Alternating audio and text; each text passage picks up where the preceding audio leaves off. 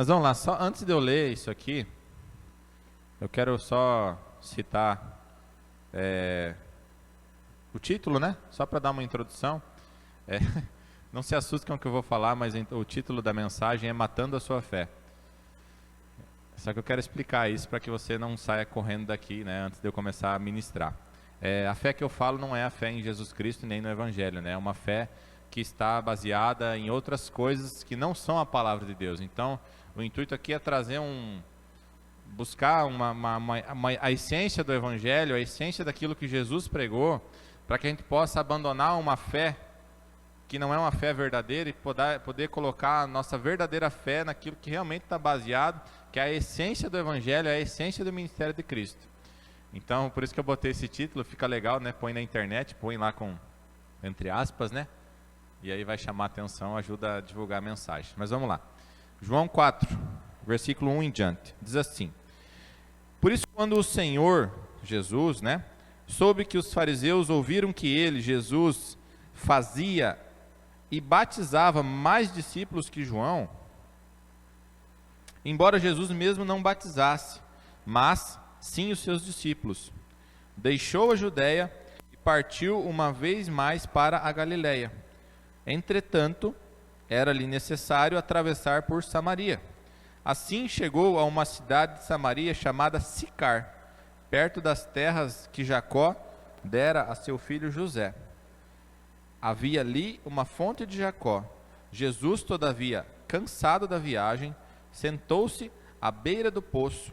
Isso aconteceu por volta da hora sexta. Só até aqui.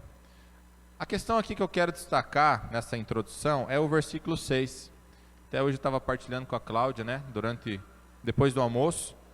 A gente lê essa passagem, a gente foca muito no que Jesus fez ali, né, através da mulher samaritana, tudo que a mulher samaritana fez depois, né, a propagação do Evangelho, né, ela foi usada por Deus de uma maneira tremenda, e ali em diante, Jesus saindo de Samaria, chega a Galiléia, e eles dão muitos milagres, né, a gente normalmente foca do 7 em diante, do 6 para trás, a gente não acaba talvez prestando muita atenção, mas o versículo 6 me destaca uma coisa importante. Ele fala que Jesus, depois de uma longa caminhada, ele se sentiu cansado, e ele se assenta à beira do poço de Jacó, provavelmente para tomar água, né? Ninguém senta na beira de um poço, devia ter uma sombra ali, um lugar mais ou menos assim.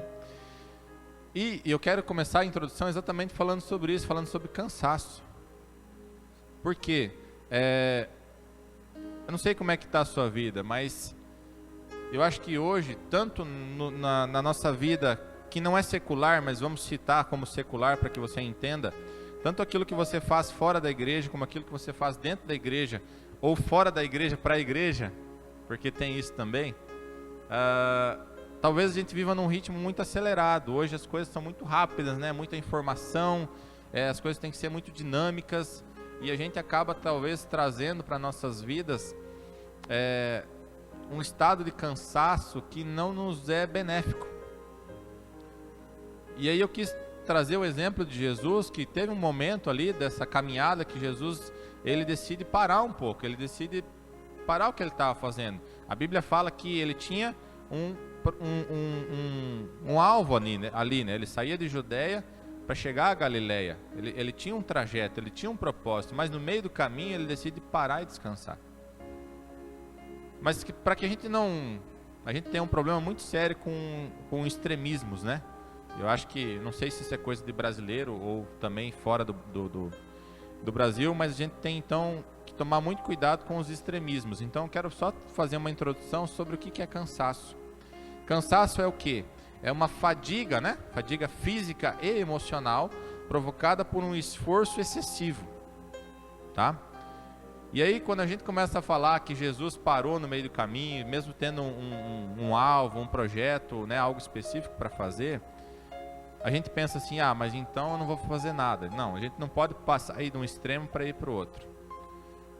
O inverso do cansaço, né, seria a preguiça.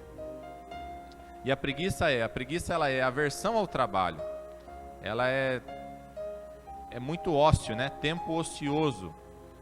E aqui o dicionário até fala um outro termo que é um pouco mais duro, que seria vadiagem, né? Então isso é a preguiça. O ideal do cristão é encontrar o equilíbrio dessas coisas, né? Isso não só de um cristão, mas também quem não é cristão deveria encontrar equilíbrio dessas coisas. E a grande questão para que a gente possa encontrar o equilíbrio dessas duas coisas, entre talvez o esgotamento e a falta do que fazer, porque o que acontece? Qual que normalmente é a nossa rotina? A gente de segunda até sábado, ou, né? Normalmente segunda a sábado a gente é muito intenso no trabalho.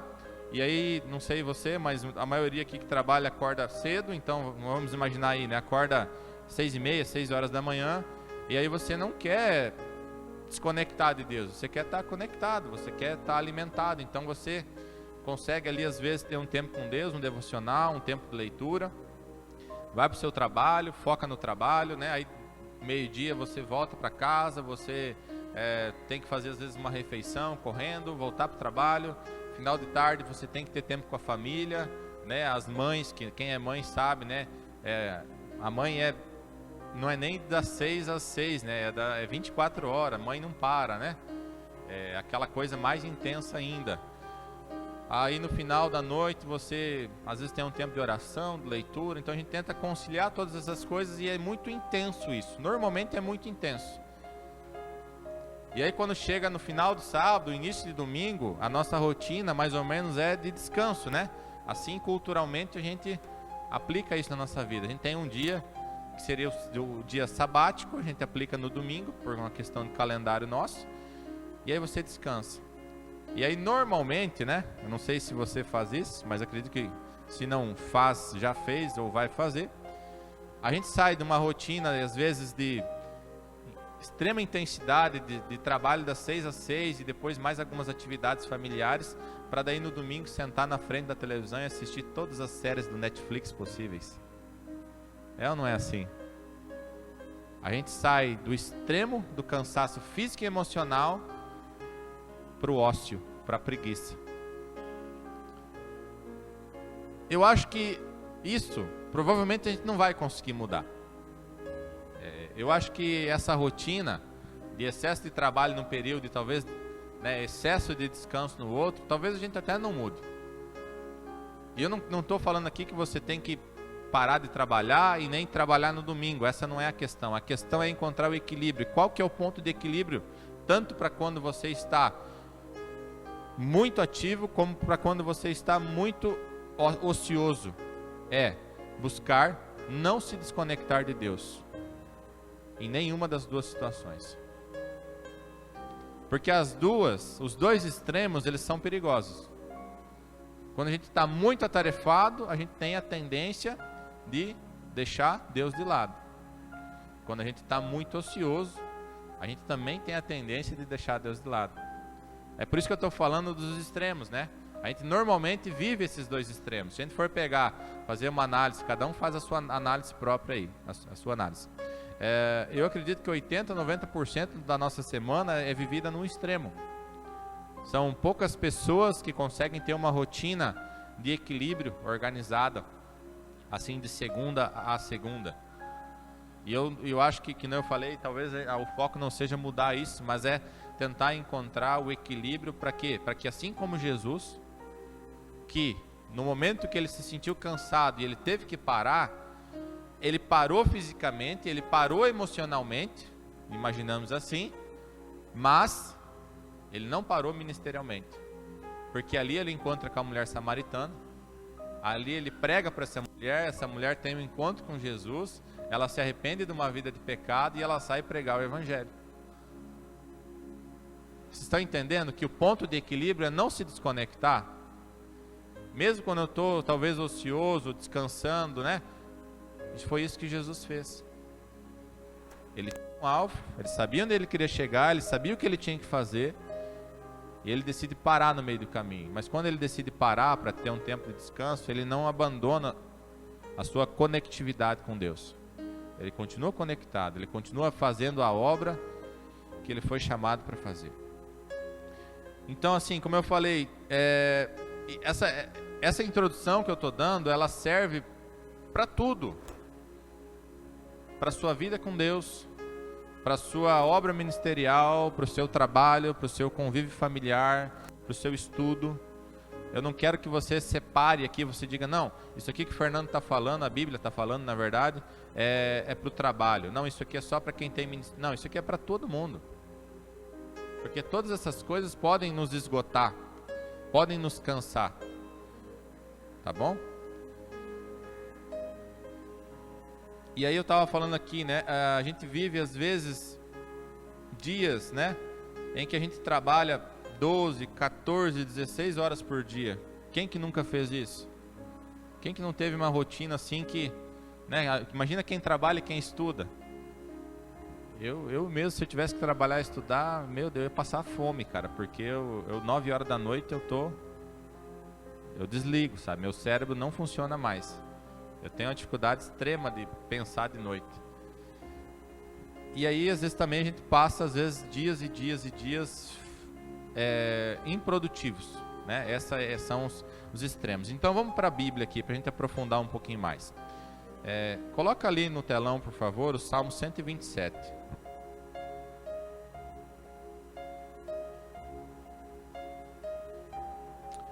Antes de eu ler o Salmo 127, eu quero falar uma coisa para que a gente fique bem claro. Porque, como eu disse, a nossa tendência é sair de um extremo e ir para o outro. Então, o que eu estou dizendo aqui, queridos, eu não estou anulando o esforço, de modo algum. A Bíblia deixa muito claro que é necessário que haja empenho, esforço, dedicação, prudência, né? A gente precisa fazer isso em todos os âmbitos da nossa vida. O grande problema é que quando a gente faz tudo isso e deixa Deus fora do processo. Vocês estão entendendo? Esse é o problema. E aí eu quero ler esse texto para que você consiga compreender assim como eu busquei compreender para a minha vida. Esse texto fala assim, se não... Que versão que está aí, você sabe me dizer? NVI? Beleza, tem como mudar depois, né? Então vamos lá, vamos começar da NVI. Se não for o Senhor o construtor da casa, será inútil trabalhar na construção. Se não é o Senhor que vigia a cidade, será inútil a sentinela montar guarda. Versículo 2. Será inútil levantar cedo e dormir tarde, trabalhando arduamente por alimento. O Senhor concede o sono àqueles a quem ama. Só o versículo 1 e 2. Agora coloca na versão Almeida. Vai ler em mais versões para que a gente possa, talvez, lendo mais, assimilar mais, porque esse texto ele é a chave para tudo isso. Tá. Se o Senhor Deus não edificar a casa, não adianta nada trabalhar para construí-la. Se o Senhor não proteger a cidade, não adianta nada os guardas ficarem vigiando. Não adianta trabalhar demais para ganhar o pão, levantando cedo e deitando tarde, pois é Deus quem dá o sustento aos que Ele ama, mesmo quando estão dormindo. Agora põe na versão da King James, se tiver aí. Não tem? Eu vou pegar no celular aqui então.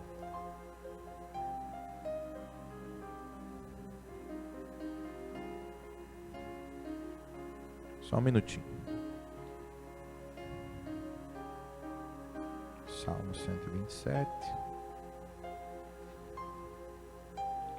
Vamos lá.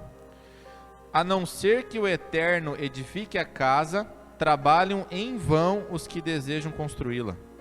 Se o Senhor não proteger a cidade, inútil será a sentinela montar guarda.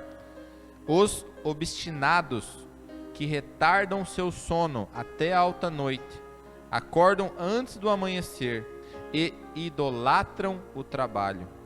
Não alcançarão os bens que o Eterno concede aos que o amam, mesmo quando estes estão repousando. Isso aqui é uma porrada na nossa cara, né? Na nossa, eu tô junto nisso aqui.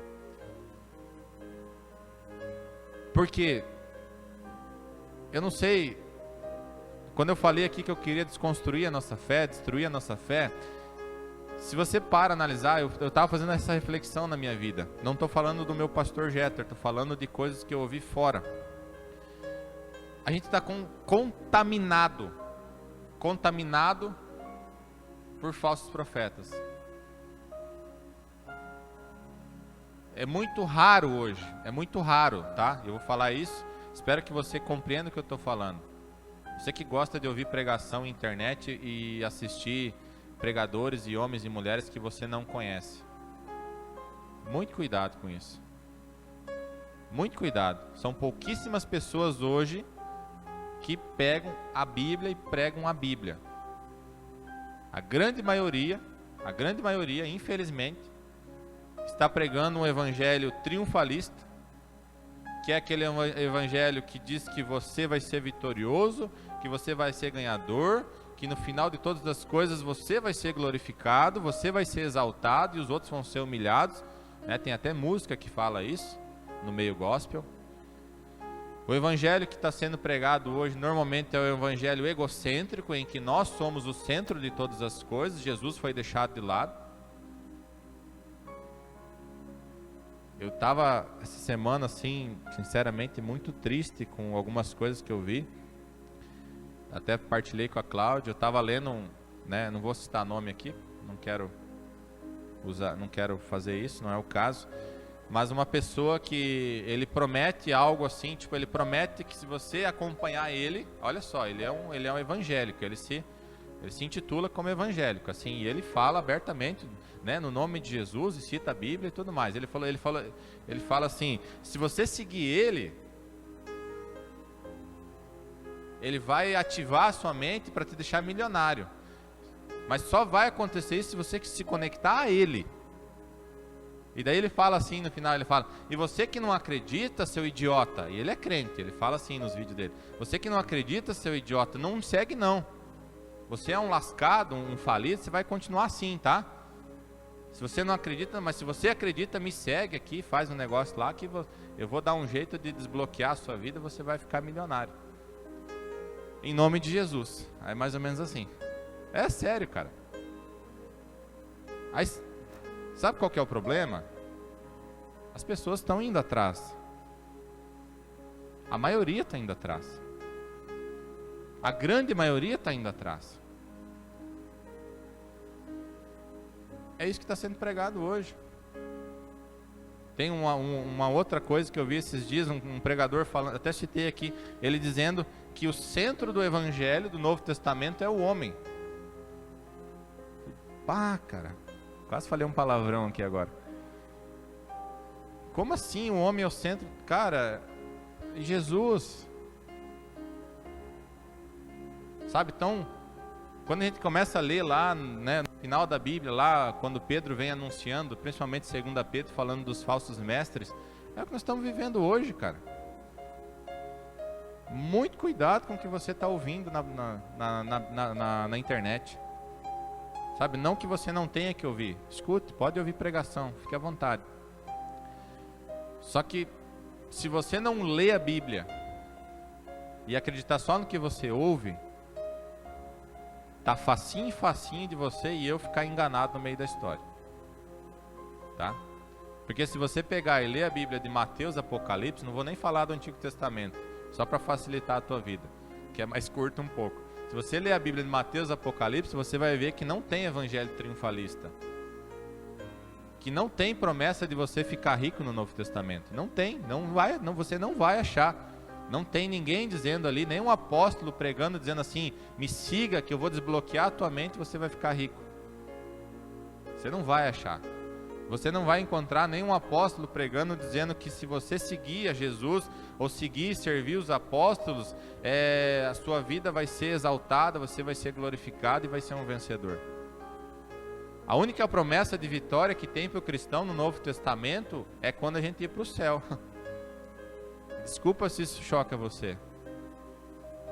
Porque a única promessa de receber glória para um cristão é quando a gente estiver no céu.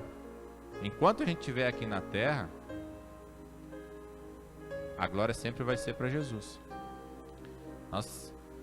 Somos filhos, somos amados, somos herdeiros. Eu não estou anulando as promessas de Deus, eu não estou anulando o fato de que se você semear, você colhe. Eu não estou anulando o fato de que se você for, como a palavra diz, dizimista, né, as portas dos céus, né, os reservatórios do céu se abrirão sobre sua vida. Eu não estou dizendo que isso não é verdade. Eu estou dizendo que o problema é que, volta lá no Salmo 127. O problema é a gente tentar fazer tudo isso que ele está dizendo aqui sem o Senhor. A grande questão de todas as coisas não é se você é rico, pobre, milionário ou assalariado. A questão é onde está o teu coração. E aí, falando não só de trabalho, para não ficar só no âmbito financeiro, vamos falar da vida ministerial, da vida com Deus.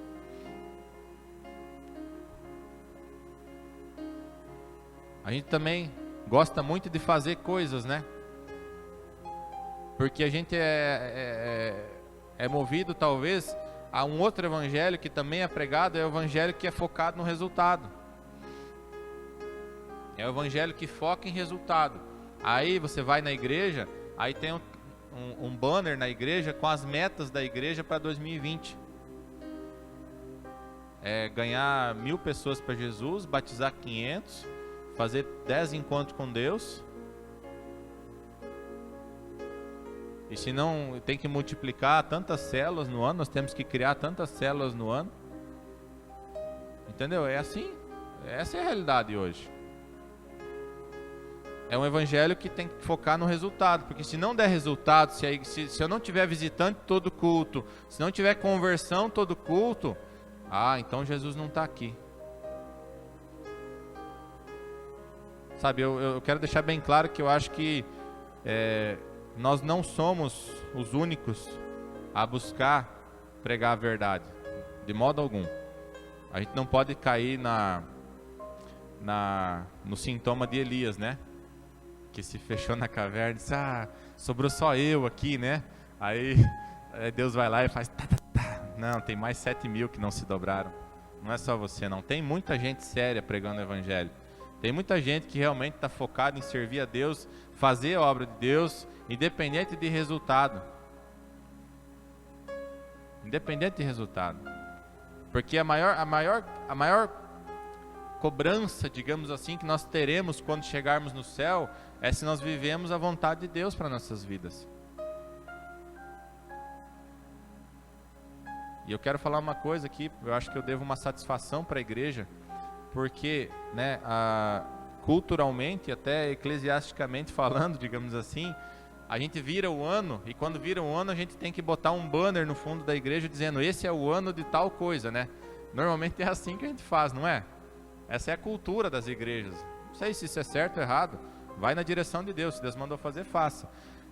Quando a gente foi virar o ano de 2020, Deus, sabe o que Deus mandou eu fazer? Eu não sei se isso ainda é só para mim ou é para a igreja. Eu estou tentando digerir e discernir isso. Deus falou, para tudo que vocês estão fazendo. Não faz nada.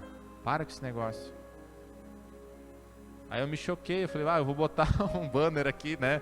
O ano do estacionamento. Misericórdia, né, Lu? As pessoas vão vir na igreja e vão embora. O que eu vou fazer aqui, né? Eu vou ficar um ano estacionado? Mas e se for para ficar um ano parado, só fazendo culto e pregando a palavra? Será que isso nos choca ao ponto de dizer, mas não vamos fazer nada? Mas será que só cultuar a Deus e ouvir a palavra de Deus já não é o suficiente? Esse não deveria ser a base e a essência do cristianismo? Se reunir para cultuar o Senhor e ouvir a palavra de Deus? Porque o resto, tudo mais que existe, é bom, são ferramentas, podem ser usadas, mas vamos usar isso na direção que Deus deu. E como eu estava falando aqui, eu acho que o nosso maior papel hoje como igreja aqui em Tangará da Serra, o Gabriel me perguntou isso essa semana, eu vou te responder aqui no púlpito. Ele perguntou, Fernando, qual que é a nossa missão, né? O que Deus tem nos chamado a fazer aqui, né, para a cidade? Eu acho que nosso maior chamado como igreja aqui, como comunidade cristã, é pregar o evangelho. É tentar resgatar o evangelho, como ele realmente é, na essência que ele é e como ele está escrito aqui, sem distorções, sem purpurina, sem holofotes, sem essas coisinhas aí que ficam botando em volta para encher a igreja e chamar a atenção das pessoas. E como eu falei, eu acho que nós não estamos sozinhos nisso. Tem mais gente que faz isso. Com certeza tem. Eu conheço homens aqui em Tangará que fazem isso. Eles estão vivendo um tempo maravilhoso com Deus, estão tendo resposta de Deus, estão vivendo extraordinário de Deus. São pessoas que são homens que amam as suas famílias, respeitam as suas famílias, servem a igreja com coração, com genuinidade. A gente não está sozinho nisso. Mas eu acho que esse é o nosso principal chamado hoje. Vai para Mateus 25, por favor.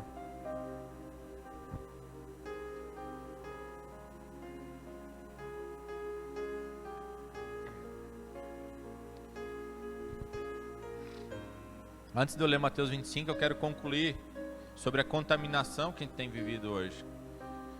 A gente foi muito contaminado, ainda é, mas eu acho que essa contaminação está numa decadência. Ela já chegou no pico e está descendo a partir de uns anos para cá. É sobre o evangelho da prosperidade. É aquele evangelho que só promete riquezas, bens materiais, vida prazerosa, não é nem vida abundante, porque a vida abundante é a promessa de Deus. A plenitude é a promessa de Deus, é a Bíblia. O que eles prometem é uma vida de prazer. E aí você não vai encontrar, né, no Novo Testamento, nem no Antigo, pregações, textos que vão te prometer prazer aqui na terra. Não tem, você não vai achar. Outra coisa que é muito pregado é o evangelho barganhador. Você vem, faz uma campanha, você faz isso, você faz aquilo e Deus vai fazer. Entendeu? É tudo baseado na troca. É como se fosse uma feira. Eu vou lá, escolho meu produto, faço o que ele me pediu e eu ganho um produto de volta. Não, o evangelho nunca foi isso. Deus nunca viveu uma base de troca. Isso é escambo, isso não é evangelho, isso não é cristianismo. Mas a igreja está contaminada com isso. Nós estamos contaminados com essas mentiras. O evangelho da barganha. A gente tem que tomar muito cuidado, porque eu não sei você, mas eu tenho esse problema. Muitas coisas que eu faço para Deus, eu não faço porque eu amo Ele, eu faço porque eu estou esperando o resultado daquilo que Ele me prometeu. E isso é perigosíssimo, porque nem sempre o resultado vem do jeito que a gente quer e na hora que a gente quer. E aí é muito fácil a gente começar a se revoltar contra Deus, muito fácil começar a questionar Deus, duvidar do que Deus falou. Mas aí Deus está errado? Não, Deus nunca erra. Deus nunca está errado na história, o errado é sempre a gente. Isso é um problema, irmão. Você pode brigar com Deus o tempo que for, você pode ter o argumento que for, você sempre vai estar errado. Sempre. Então assim, você pode até brigar, você pode até questionar Deus, mas no final você diz: Deus, eu sei que eu estou errado, me ajuda aí, porque não... Entendeu? Não tem como você falar que Deus errou. Deus nunca erra. É o evangelho manipulador, manipula as pessoas, né? Às vezes homens e mulheres que estão à frente do ministério, que usam o púlpito, usam a igreja para que a sua vontade seja, para que ele seja servido, para que ele seja suprido, talvez numa carência de recursos e tantas outras coisas. Esse também a gente está muito contaminado. E aí tem acho que é um dos mais perigosos, que esse sim, esse está na ascendência, é o evangelho da exaltação, em que exalta o homem, coloca o homem em primeiro lugar, acima de Deus, acima do sacrifício de Jesus, e tudo é voltado para que o homem seja glorificado aqui na terra. E aí nós vamos ler Mateus 25, do 1 ao 13. Esse aqui é um texto que você já conhece, mas eu quero ler ele para que você entenda o que eu quero dizer. O reino dos céus, pois, será semelhante a 10 virgens que pegaram suas candeias e saíram para encontrar-se com o noivo. 5 delas eram insensatas e 5 eram prudentes. As insensatas pegaram suas candeias, mas não levaram óleo consigo. As prudentes, porém, levaram óleo em vasilhas juntamente com as suas candeias. O noivo demorou a chegar, e todos ficaram com sono e adormeceram. À meia-noite ouviu-se um grito: o noivo se aproxima, saiam para encontrá-lo. Então todas as virgens acordaram e prepararam suas candeias. As insensatas disseram às prudentes: deem-nos um pouco do seu óleo, pois as nossas candeias estão se apagando. Elas responderam: não, pois pode ser que não haja o suficiente para nós e para vocês. Vão comprar óleo para vocês. E saindo elas para comprar o óleo, chegou o noivo. As virgens que estavam preparadas entraram com ele para o banquete nupcial, e a porta foi fechada. Mais tarde vieram também as outras e disseram: Senhor, Senhor, abra a porta para nós. Mas ele respondeu: a verdade é que não as conheço. Portanto, vigiem, porque vocês não sabem o dia nem a hora. O que eu quero destacar aqui, porque quando a gente fala de cansaço, de trabalho, daquela coisa exaustiva, e a gente chega aqui e fala: ó, a gente precisa descansar, a gente precisa de um ponto de equilíbrio, a gente precisa se conectar a Deus no meio do trabalho. A gente pode cair no outro extremo da negligência e da preguiça. A Bíblia não recomenda negligência e nem preguiça. A orientação bíblica é prudência.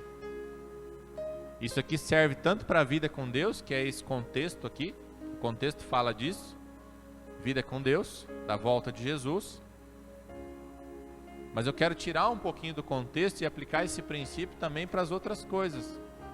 Para o seu trabalho, para o seu estudo, para a dedicação que você tem com o marido, com a sua esposa, com os seus filhos. Será que temos sido prudentes naquilo que fomos chamados para fazer?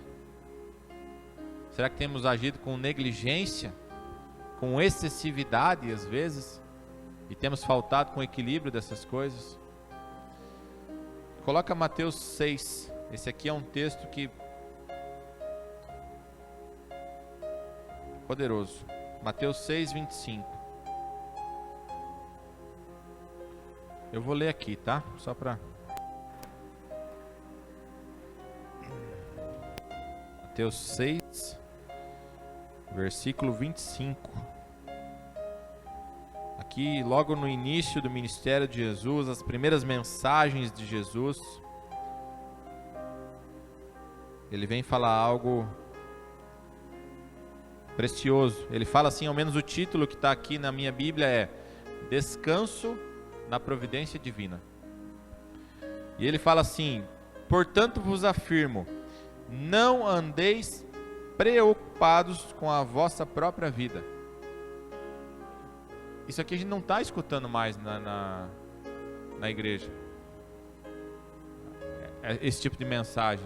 Mateus 6, 25, eu faz muitos anos que eu não escuto uma mensagem assim. Acho que a última que eu ouvi que usou esse texto aqui foi do Greg Hill, né?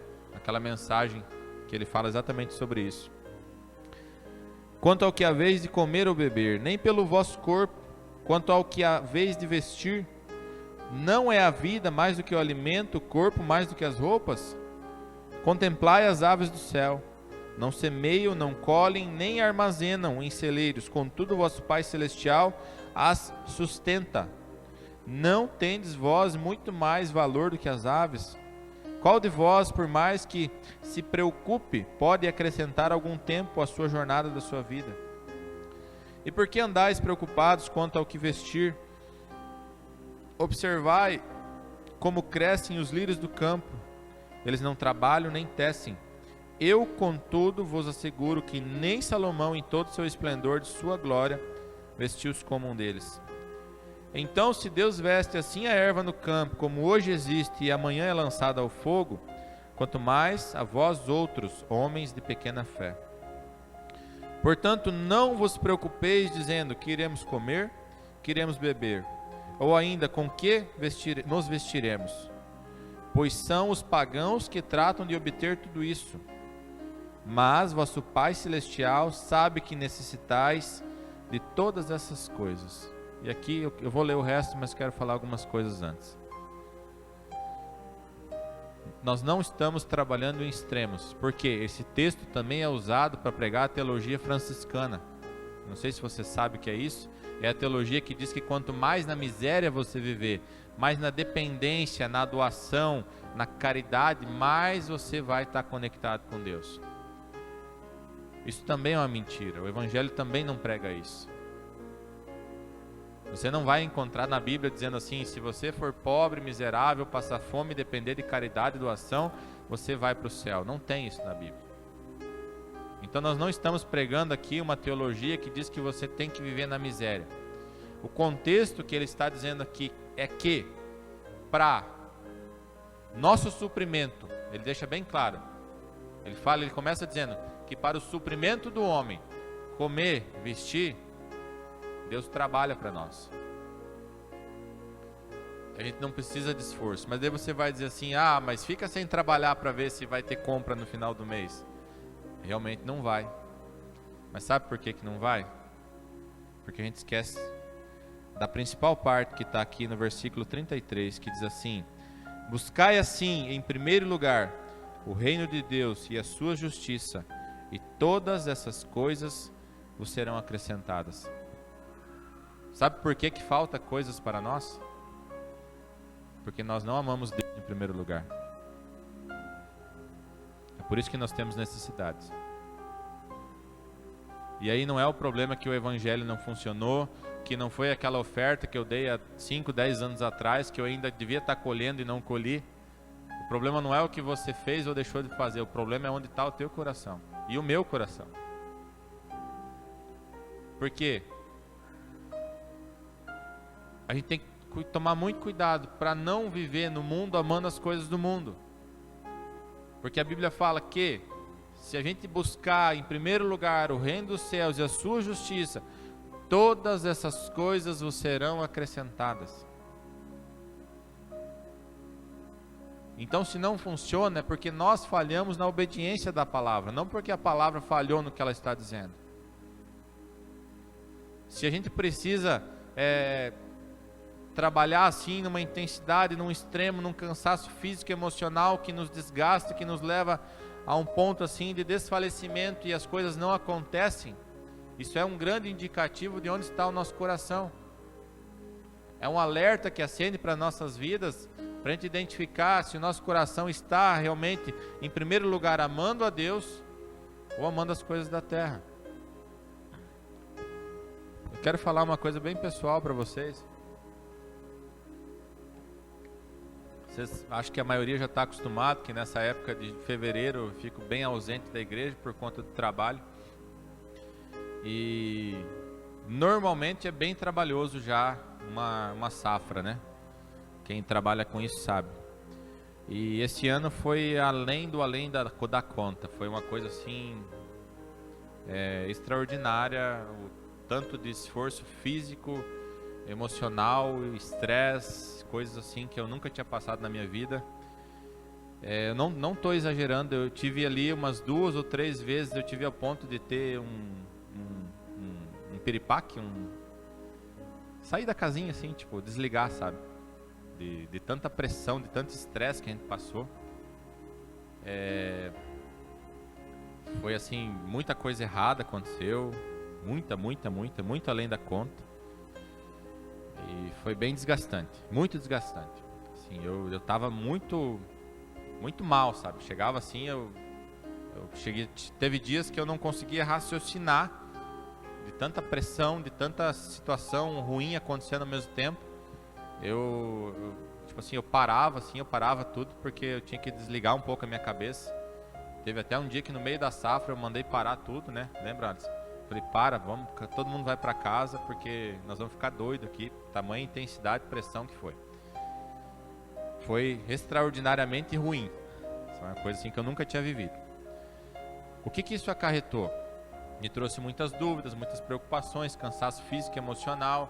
Tive dificuldade de me relacionar com Deus, mas a pior de todas as coisas foi que no meio de tanta pressão, tanta dificuldade, tanta preocupação que eu vivi, eu quase quebrei princípio. Eu tive com o pezinho ali para fazer coisa errada, sabe? Eu tava decidido a fazer e eu só não fiz por um simples detalhe. antes de fazer, eu fui ler a Bíblia. E aí quando eu parei de ler a Bíblia me confrontou, Deus falou comigo, eu reconheci que estava errado. Eu sabia que estava errado, na verdade. A gente sabe que está errado, mas eu estava insistindo no erro. E aí Deus me convenceu da verdade e eu decidi não fazer e decidi assumir o prejuízo para tentar me manter fiel a Deus. Não no nível de perfeição, mas ao menos nessa área tentar permanecer fiel. Um homem cansado, eu falo por experiência própria, é extremamente perigoso. A gente é muito simples, é só pegar e ler a historinha de Esaú, todo mundo sabe. Eu quase caí nessa síndrome de Esaú. Eu estava extremamente cansado ao ponto de vender a minha primogenitura para poder receber um alívio momentâneo. Mais ou menos esse contexto que eu vivi. Então eu falo por experiência própria que esse não é o caminho. Esse não é o caminho. O caminho é buscar a palavra, buscar a orientação, é buscar,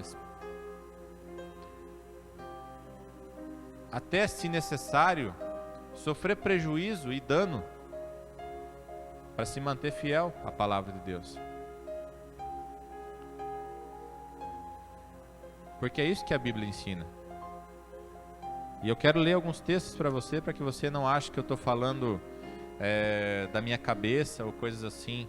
Aqui em Mateus 6 mesmo, volta no versículo 24. Versículo 24 de Mateus 6. Ele faz uma exortação assim tremenda. Ele fala assim: ninguém pode servir a dois senhores, pois odiará a um e amará a outro, ou será leal a um e desprezará a outro. Não podeis servir a Deus e a Mamon, que era reconhecido como o Deus da riqueza, o Deus do dinheiro. Então, querido, a questão, para que você não caia no extremo, a questão nunca é, como eu falei, você ter ou não ter dinheiro. Então não vamos dizer aqui, quem é pobre é santo, quem é rico é pecador. Não, a Bíblia não fala isso. A questão não é o quanto você tem e o quanto você se dedica no seu trabalho, mas sim é de onde está o teu coração. Porque eu conheço pessoas muito ricas, que não amam a riqueza, que usam essas riquezas que eles têm para servir a Deus, servir a igreja e a obra do Senhor. E tem muita gente que ganha ali o seu salário mínimo e tem um amor pelo dinheiro. Então a questão não é na quantidade e não é na intensidade, mas sim no que está o teu coração, no que você tem amado mais. Se você ou eu estamos amando mais as coisas da terra, aí as promessas de Mateus 6,32 não vão funcionar para nós, porque ela fala que se nós buscarmos em primeiro lugar, então não é em segundo lugar é nada, entendeu? Não tem segundo lugar para Deus. Tem até um memezinho que rola na internet, né? Que tem uma criança que está lá em segundo lugar, né, no pódio chorando, e outra que está em terceiro comemorando. Não, Deus não fica feliz nem está em segundo, nem está em terceiro. Ou ele está em primeiro ou ele não está. Ou ele está em primeiro lugar, ou ele nem está na jogada. E aí é idolatria, é amor a outras coisas, é a outros deuses. Então assim, a gente tem que tomar cuidado com o que está no nosso coração, porque muitas vezes o que a gente tem ouvido do Evangelho é um Evangelho que me ensina a enriquecer, me ensina a amar as coisas do mundo, a amar os prazeres do mundo, me ensina uma falsa prosperidade, porque a prosperidade bíblica é verdadeira, mas me ensina uma falsa prosperidade. Então articula de uma forma emocional que nos engaja, pega nos nossos pontos fracos, né? E aí nos engana de uma maneira muito, muito fácil. Eu quero ler mais alguns textos bem fortes para nós. João 16:33. Esse aqui ele é um divisor de águas. Esse texto é um divisor de águas. João 16:33. Ele diz assim, é Jesus falando, né? Eu lhes disse essas coisas para que em mim vocês tenham paz. Neste mundo vocês terão aflições. contudo tenho um ânimo, eu venci o mundo. Então aqui nós temos duas afirmações. Primeira, três na verdade. Ele fala, eu disse essas coisas para que em mim tenham paz. Sabe quando que a gente não está em paz? Quando a gente está desconectado de Jesus. Quando o nosso coração está em qualquer coisa, menos em Jesus. Aí nós temos falta de paz. Porque nada vai suprir a carência que nós temos de Deus. Então não é o seu carro novo, não é o seu investimento, o seu sucesso, a sua carreira que vai te dar paz. Isso pode te trazer alegrias, que são coisas momentâneas e até é bom. Não é ruim, é bom. Bom quando a gente consegue conquistar alguma coisa. Feliz, né? De quem trabalha e prospera. Agora a questão é que a paz só se encontra na pessoa de Jesus Cristo. A outra afirmação que ele fala é que ele diz assim, neste mundo, aqui na terra, a promessa de Jesus não é vitória nem glória, é aflição. Aí eu volto para a ministração que o Rangel, né, trouxe sobre o dia mau. Quem não assistiu, assiste, está lá no YouTube. Essas são a verdade do Evangelho é que Jesus está falando aqui, ó galera, vocês vão ter um tempo aqui na terra que o bicho vai pegar. Que o negócio não vai, entendeu, ser mil maravilha. Vai ter pressão, vai ter aflição, vai ter dia mal, vai ter perseguição, vai ter calúnia, vai ter mentira, vai ter injustiça. Mas, lá nos céus, toda lágrima será enxugada. E a terceira, que eu creio que é a mais importante, que eu até já uma vez trouxe um breve ensino sobre isso, é quando ele fala que eu venci o mundo. Quando Jesus fala eu venci o mundo, ele está dizendo eu venci o sistema mundano, eu venci o pecado, eu venci esse sistema que me ensina a me corromper, a me prostituir, a me vender, a fazer tudo aquilo que o mundo diz que eu tenho que fazer para obter sucesso. Aí Jesus fala, eu venci todas essas coisas. E se ele venceu, e ele habita em nós, ele nos dá a capacidade, a força e a direção necessária para que a gente possa vencer também.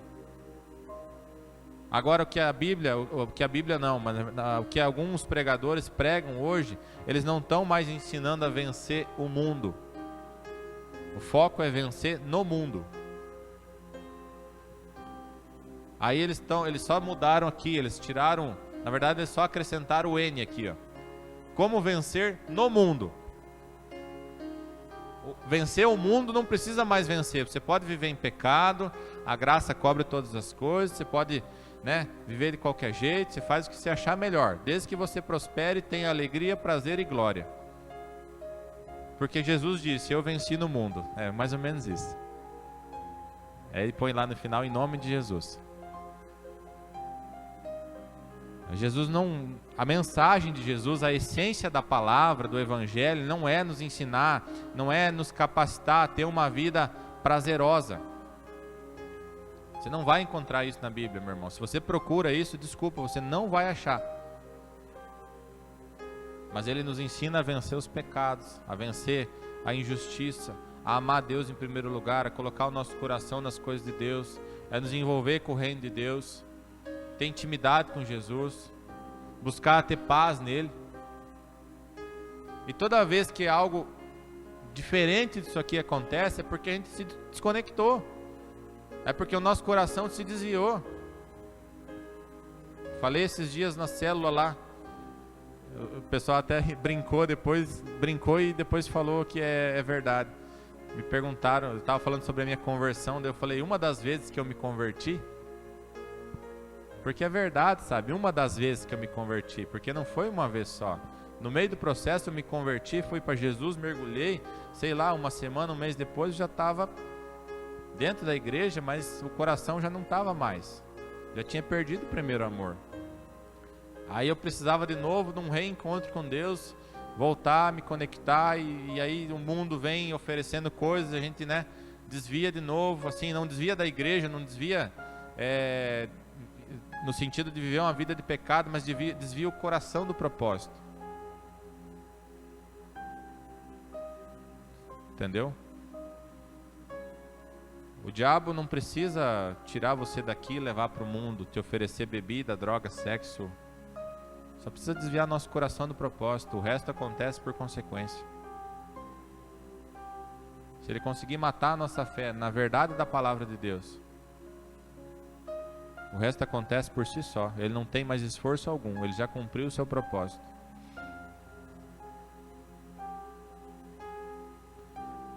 Então, vamos focar a mensagem em tentar vencer o mundo de novo. Vamos tentar vencer aquilo que está nos afastando de Deus, aquilo que está nos afastando de Jesus, do propósito que Deus estabeleceu. Não estou dizendo que agora você tem que largar o seu emprego, largar o seu estudo. Não, querido, só identifica onde é que está o teu coração, o meu coração, e tente recolocar ele no caminho certo. E continua fazendo o que você faz, só que fazendo com a motivação correta, do jeito certo, e levando glórias a Deus em tudo que você faz.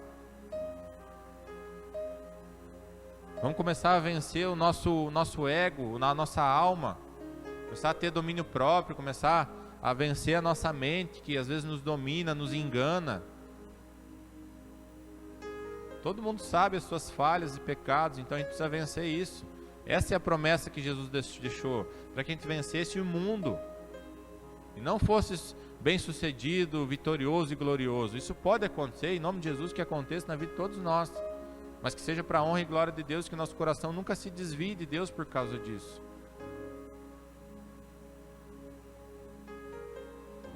Aqui mais alguns textos, deixa eu ver se eu já não estou passando da hora. Mateus 16, versículo 24.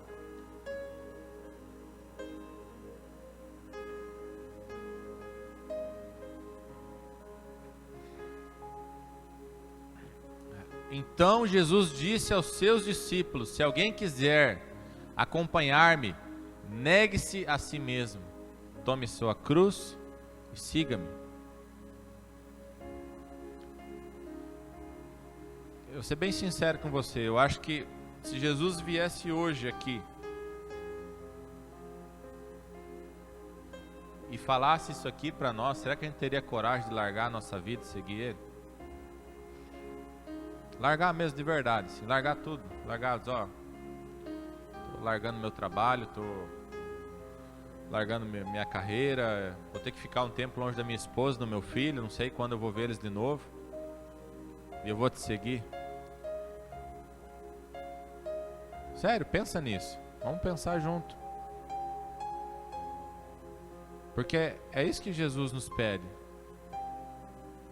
nosso coração totalmente dele. Não é um pouquinho, não é um pedacinho, é 100%. Essa é a exigência de Jesus. E quando ele fala cruz, a cruz não é o sofrimento, a cruz é o propósito. É assumir aquilo que nós temos de propósito para a nossa vida. O propósito de Jesus era vir e morrer na cruz, para que lá na cruz ele nos desse a redenção. E nós temos um propósito também. Só que às vezes, para que a gente alcance o nosso propósito divino, a gente tem que negar a nós mesmos, negar coisas que nos são prazerosas, gostosas, né? Que a televisão ensina, que o rádio ensina, que a internet ensina, que às vezes até as igrejas ensinam. Mateus 20, 26.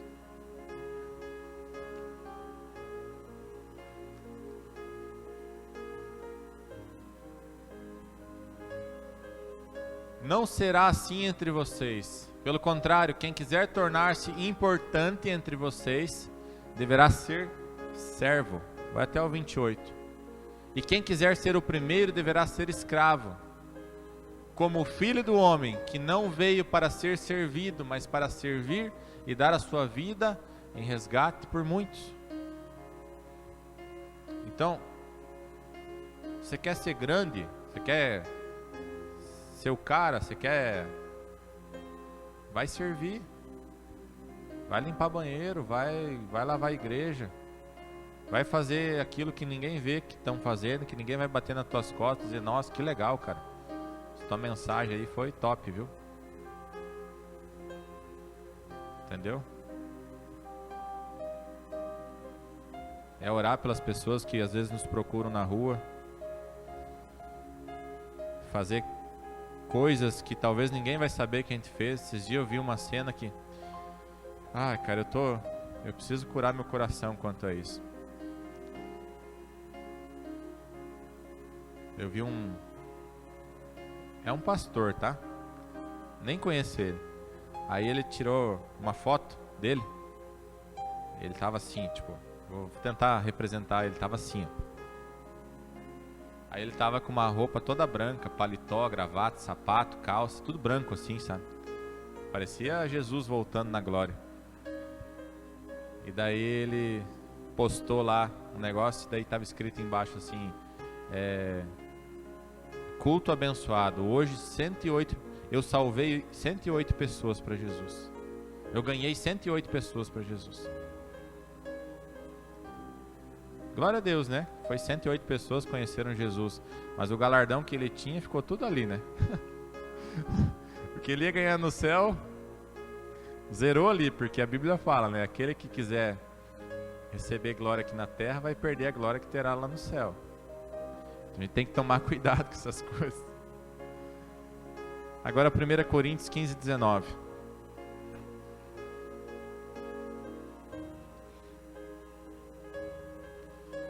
Se é somente para esta vida que temos esperança em Cristo, dentre todos os homens somos os mais dignos de compaixão. Tem outra versão da NVI aí?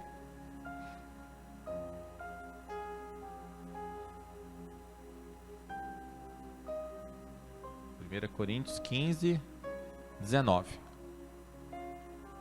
Se a nossa esperança em Cristo se limita apenas a esta vida, somos os mais infelizes de todos os homens.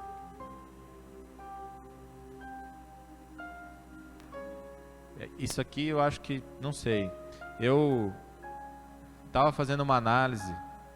Falei certo, amor? Falei certo? Uma análise do nosso ano de 2019.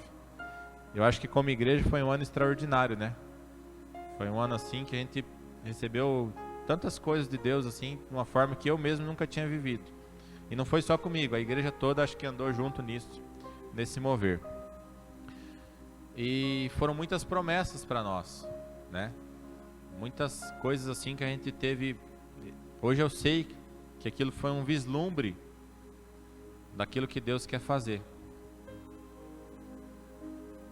E aí 2020 ele manda parar. Mas é parar para consertar. Primeiro a minha vida e o nosso coração.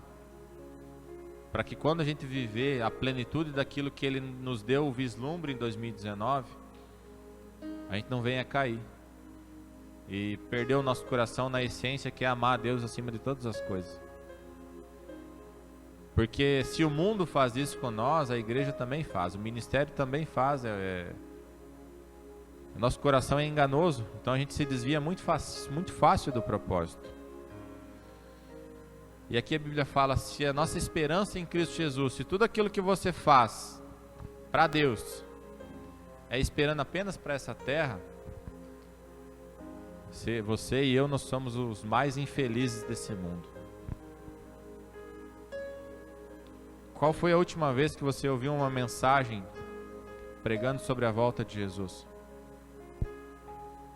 Você lembra? Quem ouviu uma mensagem sobre a volta de Jesus um mês atrás? Uma pessoa. 6 meses.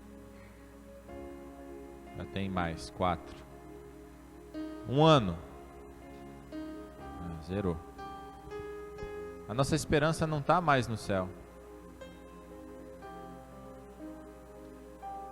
A nossa esperança já está só aqui. E é porque a gente tem pregado mal a palavra. Sabe? É uma porque o nosso coração busca as coisas da terra. A gente tem a tendência de buscar aqui o natural, né, o terreno. Não quero terceirizar isso e culpar os outros. E outra pelo que a gente tem ouvido. E aí agora para finalizar, 2 Timóteo 4. Versículos 6 e 8.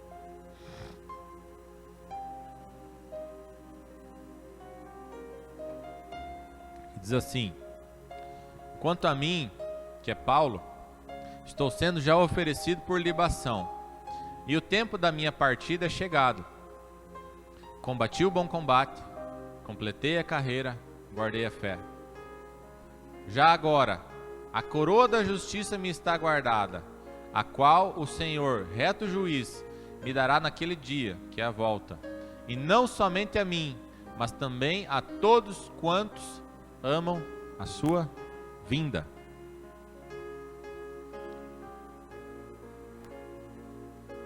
Eu não quero acusar e nem apontar ninguém.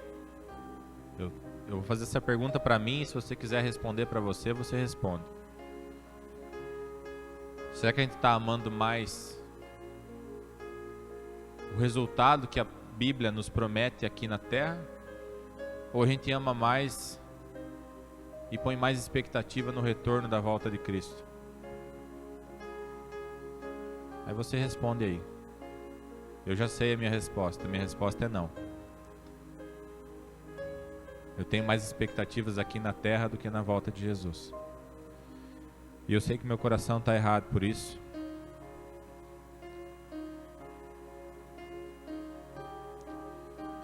E se você, assim como eu, quiser se arrepender diante de Deus e tentar viver uma vida segundo o Evangelho de verdade, te convido a vir até o altar aqui comigo para a gente orar junto e chorar junto.